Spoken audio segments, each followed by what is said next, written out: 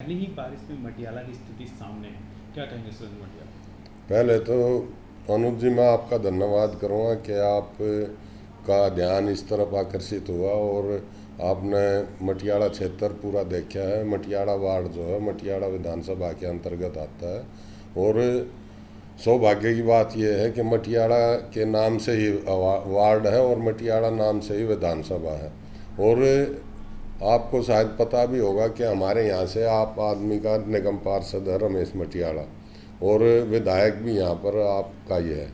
लेकिन जो मटियाला वार्ड है उसकी जो दुर्दशा है, आपने आज देखा होगा कि मेरे ख्याल से पैदल आदमी भी नहीं निकल सकता, जबकि आज तो बारिश बहुत हल्की सी बारिश हुई है।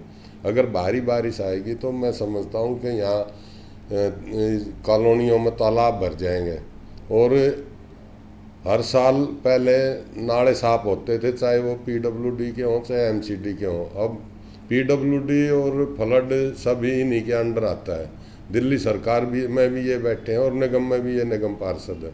लेकिन 5 साल अभी 2 टर्म समझो रमेश मटियाला ने हो गया, लेकिन एक बार भी नाले की सफाई नहीं हुई है।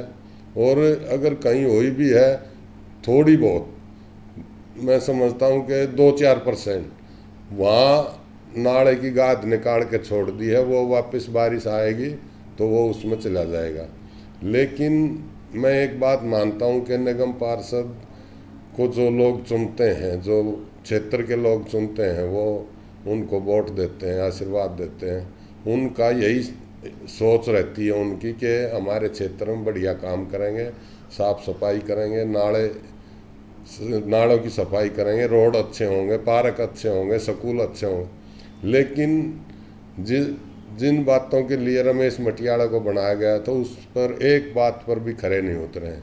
ना कोई स्कूल की किसी बिल्डिंग का काम हुआ है। मैं समझता हूँ कि अगर आप स्कूल में जाके देखेंगे तो बाथरूम की हालत बहुत ख़राब है। अच्छा सर, क्या लगता है आपको, अगर नालों की सफाई नहीं हो पाई, आज पहले ही बारिश में जिस तरह सड़कों में पानी दिख रहा है और कीचड़ सबसे अधिक दिख रहा है, इसकी इसके इसकी कारण कहाँ आपको दिखाई देता है? जिम्मेवारी किसकी है इसकी? जिम्मेवारी एमसीडी की है।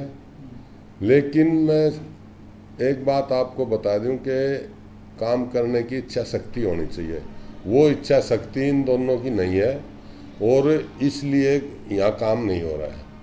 और लोग मेरे पास भी आते हैं। अभी आपने देखा होगा पानी की क्या हालत हो रही है।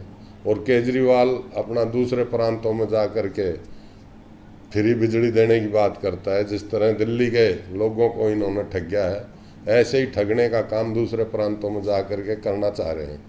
लेकिन वे लोग समझते हैं, क्योंकि उनके रिश्तेदार, उनके भाई बहन दिल्ली में बहुत लोग रहते हैं। इन्होंने जिस तरह से दिल्ली को ठगने का काम किया है वो सभी प्रांतों में इन चीज़ों की चर्चा है। अभी पीछे ये गोवा में गए थे, गोवा में 0 आया। पंजाब में इनके 4 एमपी थे, अब एक ही रह गया। इसी तरह ये दिल्ली को ठग करके दिल्ली का पैसा जो विकास में लगना चाहिए, जैसे यूनिवर्सिटी है, स्टेडियम है, फ्लाईओवर है, रोड हैं, एक भी कोई नई चीज़ इसने अपने लेवल पर नहीं की है।